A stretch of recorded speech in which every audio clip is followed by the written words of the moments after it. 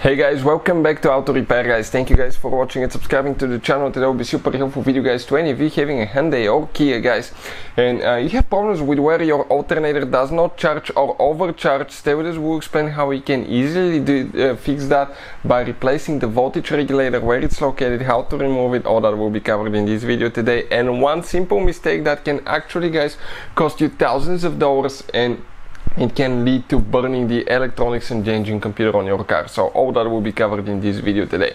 Before we start, let me tell you a little bit about us. Every single car we get at the garage, we try to make at least 200 to 300 free repair videos. Why we do that? Simply because our mission in the shop is to save you as much money as we can. All we need in return, please subscribe to the channel, like the video, that way we can keep providing this free information to you.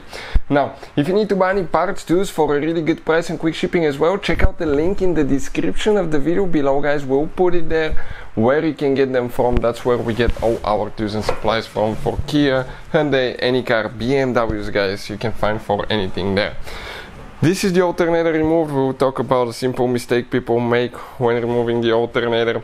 For instance, that GDI engine has been used in more than 10 Hyundai and Kia models, but even if you have a different GDI engine, the procedure will be about the same, okay, for almost all alternators with some minor differences. Many of you have been asking us guys in the comment section below to share information about the diagnostics that we use here at the shop, so I decided to do that. This is it. We'll put the link in the description of the video below if you want to check the current price and features. Works on Hyundai, Kia, and almost any car you can think of. It's amazing too, that can pay itself off in one-time use. So let's get the alternator now and show you what can go wrong, okay, if it's not charging or if it's overcharging. What can easily cause that? On the back side of your alternator you will have two connectors. One connector here for the signal wire that goes to the computer for charging, and this is the direct charging wire that goes to the car battery. It's a direct wire that practically transfers the current from the alternator and charges the car battery. We'll need to remove that cover right here. So we have two nuts with 8mm socket that we need to simply remove. In some cases you may have a third one.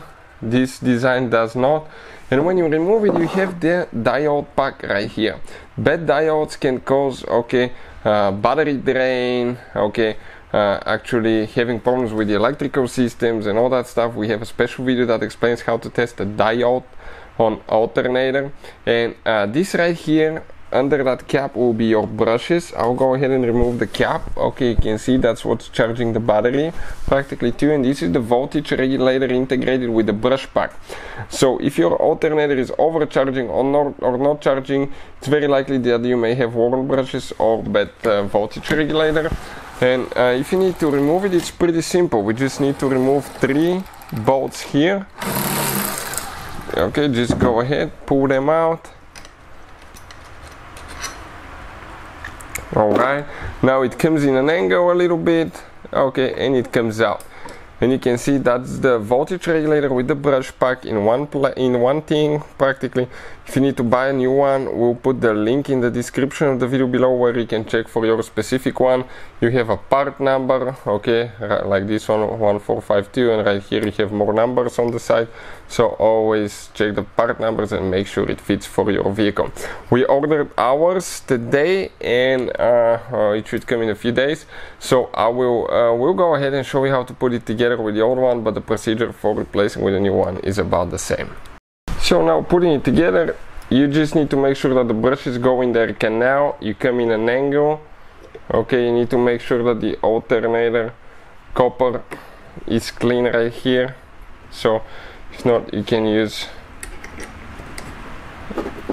okay, a little bit of super fine sandpaper to smooth things out, clean everything and put it together. So let's go ahead. Don't over tighten those because you can strip them, it's aluminum. And this one. Now all we have to do, install, okay, this cap right here, and then we have the other cap that we need to install, which is pretty simple.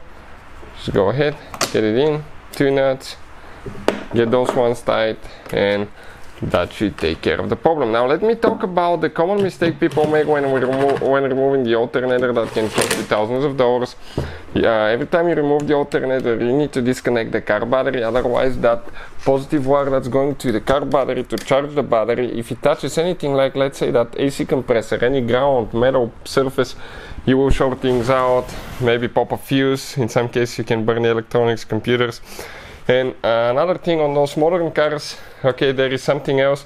It really matters which battery terminal you disconnect and reconnect first. If you do it the wrong way, you can cause damage to the electrical system and cost you thousands of dollars. So I'll put a link to a video that will explain the right way to disconnect and reconnect car battery. Thank you for watching and see you guys next time.